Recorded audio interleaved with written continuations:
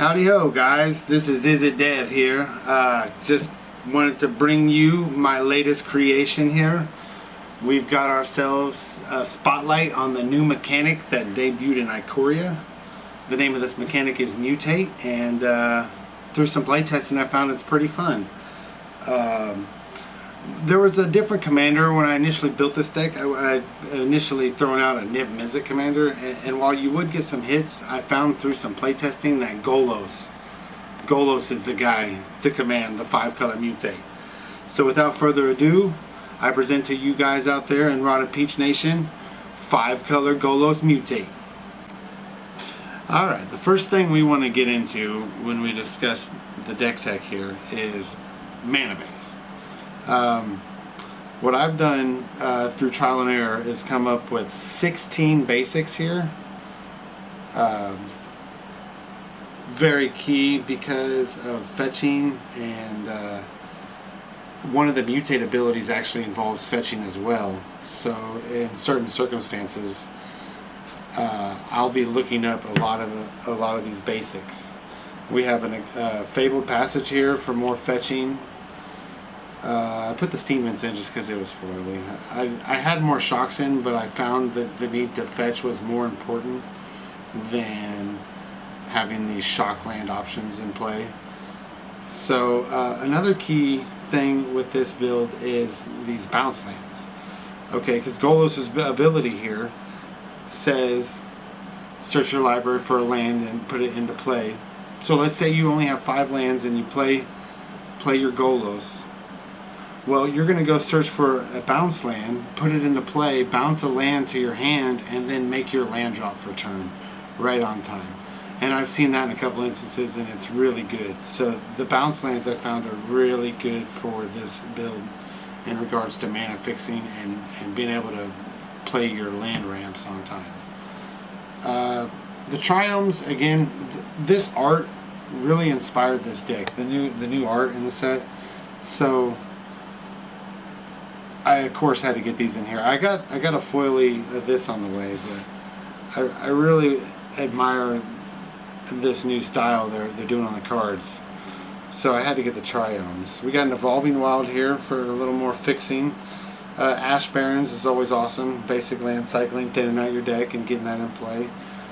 This deck tends to have a really big guy, that's mutated up a bunch. So I've got a Rogue's Passage here, just, maybe he'll get through with it.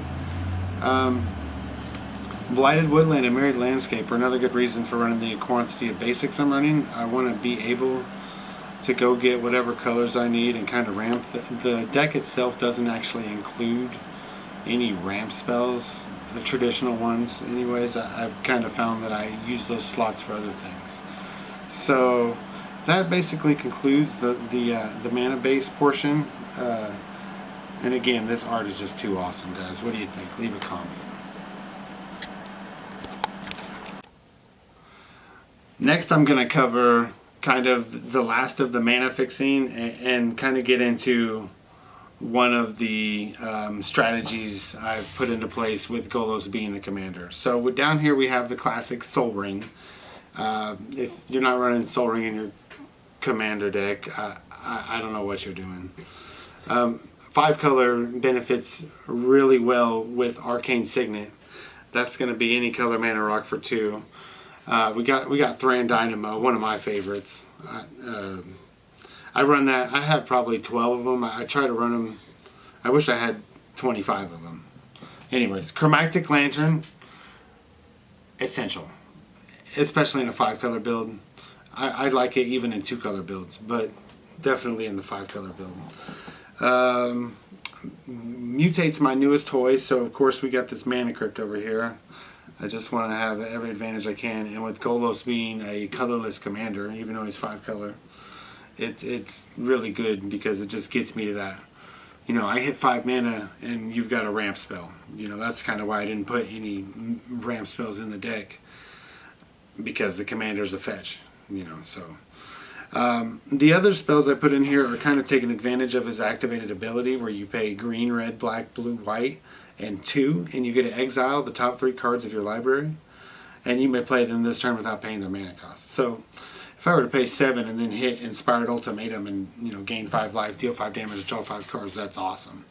That's another reason that the Mystical Tutor's in here, because it lets me search and then put a card on top of my library. So I pay a blue, go find my time stretch, put it on top, and then activate Golos' ability, and I time stretch for 7. Plus there's 2 other spells I'm going to hit off of that. So the other tutor I put in the deck was, of course, Demonic Tutor. If you've got one of those, it's always a good thing to run.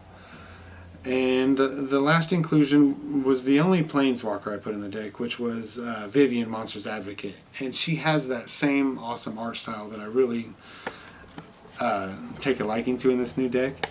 And the great part about her is the quantity of creatures I'm running in this deck is really high. And you may look at the top card of your library anytime, and you may play creature spells. You may cast creature spells from the top of your library. So mutate is just an alternate cast cost. So I can still even mutate off the top of my library with this Vivian in play. And it's awesome to drop her at 5 and you uptick her and you automatically have a blocker that can have Vigilance, Reach, or Trample. So even if there's a flyer, you can just give it Reach. And of course when you downtick her 2, there's no ultimate, but you can drop her 2, and then when you cast the next creature spell this turn, you search for another creature card with less or convert a mana cost, put it onto the battlefield, and shuffle your library. Which in this deck, a lot of my more important creatures are the lower cost, so it's a really good ability. So this is really the go-to of my deck that isn't directly the mutate ability itself. Everything else is really heavy around the mutate synergy and protecting it, which I'll show you here. Next, we're going to cover mutate targets. So there's a few creatures I considered pretty good. When considering the mutate mechanic, I prioritize protection over pretty much every other feature. There are a couple things in this pile that aren't really about protection, but that's because their other ability just is ridiculous. So we start with the Mischievous Poltergeist. It's a 1/1 flyer that costs black and 2. So the great thing about this is paying 1 life will let you regenerate Mischievous Poltergeist. So somebody destroys your creature or does a board wipe, you just pay 1 life, and your mutate target's just fine and ready to continue terrorizing your friends. The Dream Stealer does have an Eternalize where you can pay 6, exile it from your graveyard, and make a 4/4, so that was kind of like a recurring thing I enjoyed. But the more important thing is that it has Menace, and whenever it deals combat damage to a player, that player discards that many cards. So I mean, there's things that will make this a 6/6 trampler, and then it already has Menace, and you hit somebody with it, and then they have to discard 6 cards all of a sudden. And I just thought that was a really awesome thing to mutate and make bigger. Shout out to Cephalid Constable. I couldn't get one for the deck. I'm still looking for one, but when I do get it, I'm going to get rid of Beast Whisperer, which is still an awesome thing because when you cast a creature spell, you mutate. Even with the mutate cost paid, you're still casting it and you get to draw a card. With the amount of creatures in this deck, it's a good draw engine. I got Cold Eye Selkie with Island Walk, and whenever it deals combat damage to a player, you may draw that many cards. So another awesome thing, all of a sudden it's a 6/6 flying trampler with Island Walk, and you're going to draw some cards. Hexdrinker is an interesting addition because I level it up to level 3, so I have 4 mana into my Hexdrinker, and at that point it has protection from instants. So I talked with the local judge and did a little research online, and my understanding is once you give it protection from everything, that's it. You can't target it anymore and mutate it. So maybe once it's an awesome mutate, I would level it up and give it protection from everything, but I really don't think I would ever do that mode because the main goal of mutate is to continue mutating, and I don't want to lock me out of mutating, but still pretty awesome to have protection from instants. Spawn Wraith is another hilarious addition. Whenever it deals combat damage to a player, I can put a token into play that's a copy of Spawn Wraith, so all of a sudden I've got some ridiculous mutate creature with some abilities attached, and I'm just making copies of it, and those copies are making copies during combat. And I've yet to really get it out of control, but I see where it could happen. The last creature that I really have here for mutate targets is the Paradise Druid, and it has hexproof as long as it's untapped. So there are some mutates that give vigilance, and even if there weren't, I would gain more benefit from not attacking it and tapping it, and just leaving it protected and untapped. Another thing I built this deck around was protecting my mutators while board wiping everything else. So we have up here in the corner Dune Blast. I can choose up to one creature, which will probably be my mutate, and then destroy the rest. Time Wipe is another fun one because I can at least save my mutate creature and pick it up, and then I destroy all other creatures. So I'm just returning that one, even though it's one permanent. They're all fused, so I pick up all those cards, and then when they change from on the battlefields in my hand, they unfuse, and then I have all those individual permanents in my hand again. There's a new card from Ikoria called Extinction Event. I choose odd or even and then exile creatures with the converted mana cost of the chosen value. So I can definitely pick whatever my mutate target isn't. Or if there's a bunch of good evens on the board, maybe I have the ability to mutate and put the odd converted mana cost on top and then hit all your good evens. Ruinous Ultimatum, an awesome card from the set. That's just going to destroy all non-land permanents my opponents control. If I can get that to resolve late game, even mid game, it's pretty one-sided at that point. And it's also another awesome target to hopefully hit with my Mystical Tutor Golos activated ability trick combo that I like to try to pull off anyways. The last card here that I'm showing you guys right now would be Deadly Rollick, and I put the whole new commander cycle in this deck. Well, I didn't put the green one because who cares about preventing combat damage? There's way better effects to do than that. But this card's awesome because if you control your commander, you can just exile target creature. Just a free exile spell at instant speed. So it's really good to have around. The one thing I have talked about with my play group and my boy Jimmy P is this Mischievous Poltergeist. See, I got a couple instances in my play group where my turns can be taken for me by my opponents, and I feel like one day eventually somebody's going to take a turn while I have this Mischievous Poltergeist, and they're just going to kill me with it. They just pay 1 life and just do that ability, however many times it takes. So hopefully that never happens, but if it does, it's too good a card to not play because of that. Alright, well, we're going to move on into the meat and potatoes of this deck, and we're going to talk about Mutate next. I think the funnest thing about this Mutate mechanic is the diversity that it brings you in gameplay. The abilities that you start stacking on these creatures, it gets pretty ridiculous when you start really putting these together. So down here at the forefront of the line, are some real treats. Whenever you mutate whenever this creature mutates, each opponent discards a card. So it doesn't really seem like it's that much of a thing, but when you factor in that you're mutating 2 times a turn after turn, you really start thinning out some hands. The Pouncing Shore Shark, another awesome mutate that lets you bounce a creature an opponent controls to their hand. Again, it doesn't maybe seem too overpowered, but you just factor in that you're mutating and you're doing all these other things on top of this ability. So, I mean, my ideal mutate size, 5 or 6 or 7 creatures even, fused into one, and you start stacking that many triggers over and over. Let's move on to the Chittering Harvester here. He forces each opponent to sacrifice a creature. One of the more powerful abilities, if you would ask me. Cub Warden here is going to net you 2/1/1 lifelink tokens, which is really awesome because some of the other creatures' effects. You have the Commander of the Mutate Precon here, which I did have to get because there are some exclusives in there. Whenever it deals combat damage, I get to return a mutate creature from my graveyard to my hand. So not a completely overpowered thing, but again, it's a 6/6 trample, so it's a great target for some of the other creatures I showed that I want to be mutating to a bigger power for better payoff.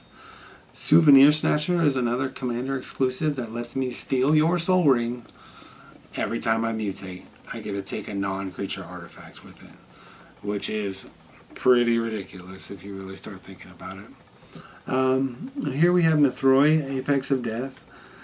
One of the more powerful mutate abilities lets you return any number of target creature cards with total power 10 or less from your graveyard to the battlefield.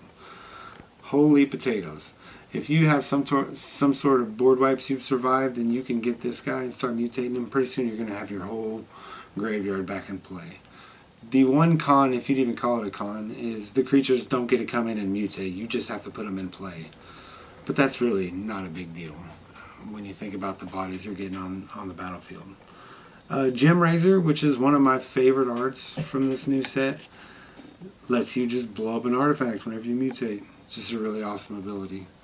Not as awesome as the Sawdust Demolisher, another commander exclusive. It says whenever this creature mutates, destroy target non-creature permanent. Its controller creates a 3/3 green beast creature token. So it's a beast within on a mutate. And if you can start stacking this and just blowing up lands, you can pretty much secure the win. Dirgebat, another really powerful mutate ability, lets you destroy target creature or planeswalker an opponent controls. So you can you got a Teferi giving you trouble, now you don't. Dead. Awesome that it can handle planeswalkers. That's a really good ability. Mind Leecher is going to let a creature, or whenever it mutates, I get to exile the top card of each opponent's library face down. You may look at and play those cards for as long as they remain exiled. So maybe you have a problem casting it if you're in a 3-color build. But I'm running a 5-color deck. So literally anything I exile is either going to be a land I can play that can help me, or it's going to be a spell that I'm going to have the colors to cast. Boneyard Lurker lets you return target permanent card from your graveyard to your hand. It's an awesome one. So the Insatiable Hemorrhage, another one of my favorite arts. And what it's going to do is whenever it mutates, each opponent loses X life and you gain X life, where X is the number of times this creature has mutated. So I've noticed with this deck, kind of in the beginning you take a little bit of a beating, so you need these life gain effects to kind of hang out in the game and get yourself back into it. And late game, the fact that this hits each opponent, if you have a 5 or 6 or 7 mutate and you can mutate it 2 or 3 times with this on it, you're going to drain the whole board and you're going to win the game off of this creature. So it's an awesome inclusion. Next to him is Snapdax, Apex of the Hunt. This creature mutates. It deals 4 damage to target creature or planeswalker and opponent controls, and you gain 4 life. So again, we have this gaining of life to help you kind of cling into the game. So Brokos, Apex of Forever, is interesting because his mutate ability doesn't actually have an effect that you trigger and things happen. It's just there as a mutate for the other triggers, and plus he's an awesome 6/6 trampler that I can put on my other cards that I want to have bigger power.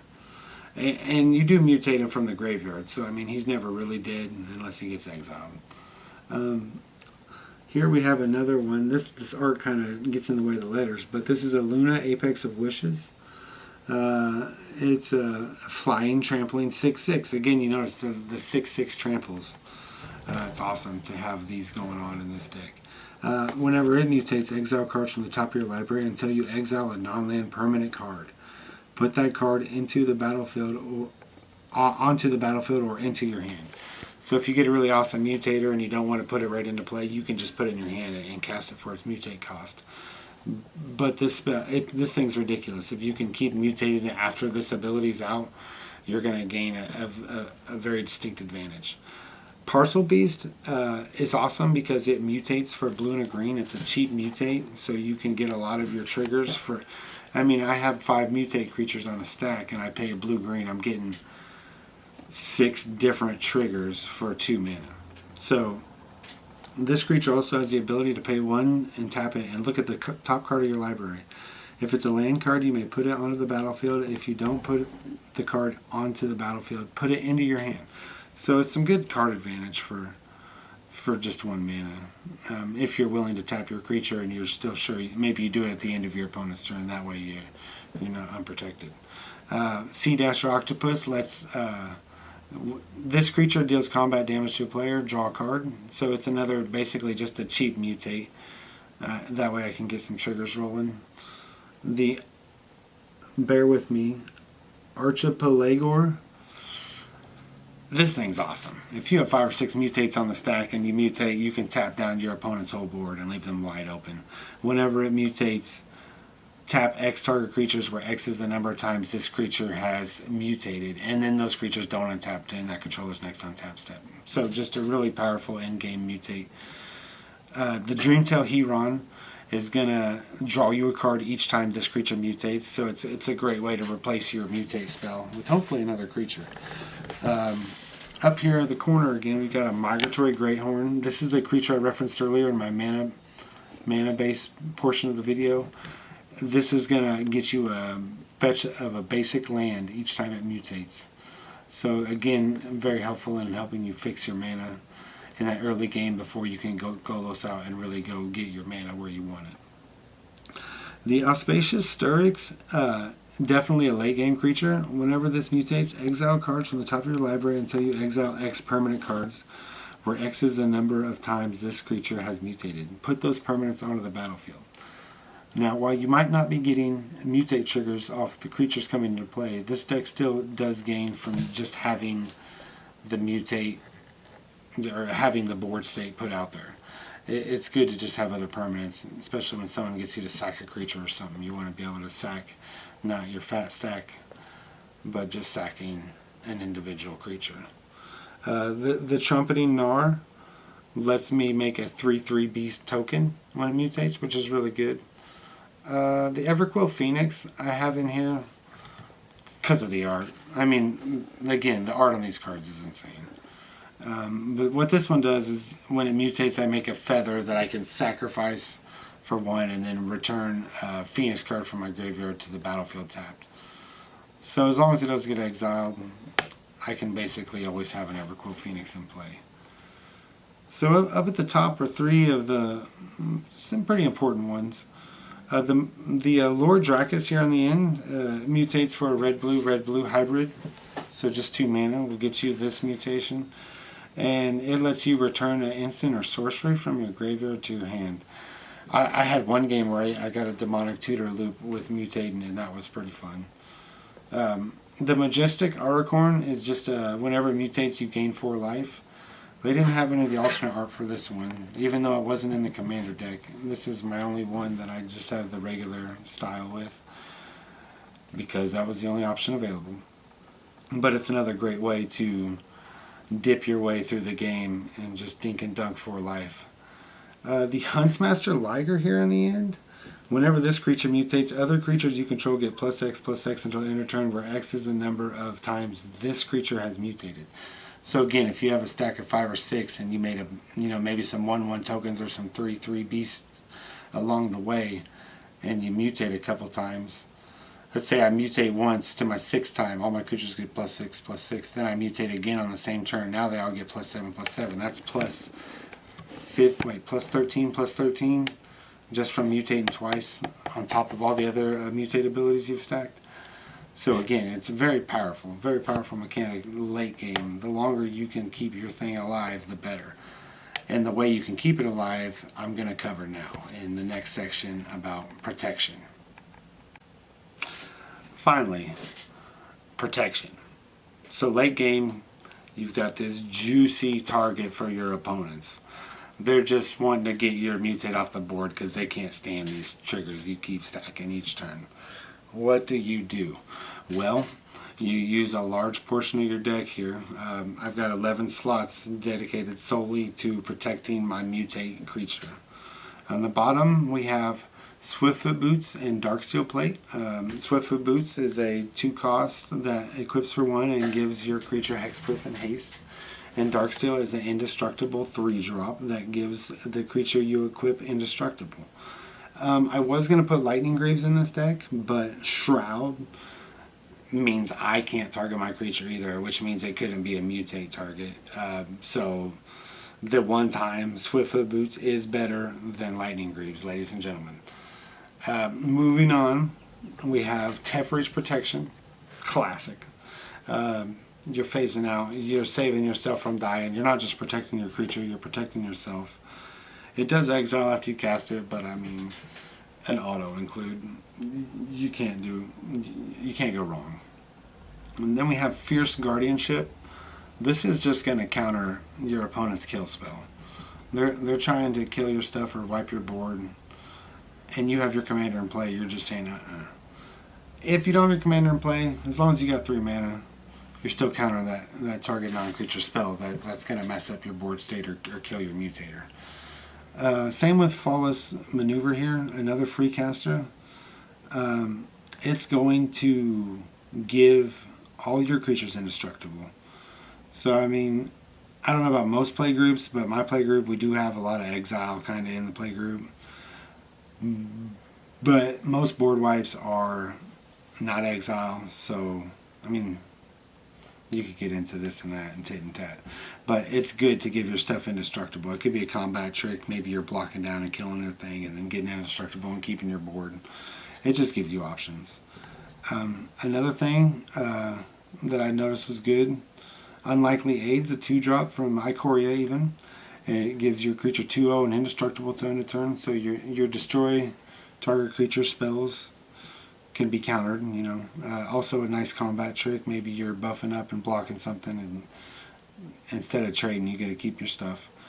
I had to put Heroic Intervention in. Classic. It's a very good card. If you're running green, you should be running it. On to Butcher's Glee. Target creature gets 3/0 and lifelink until a turn, and you can regenerate it.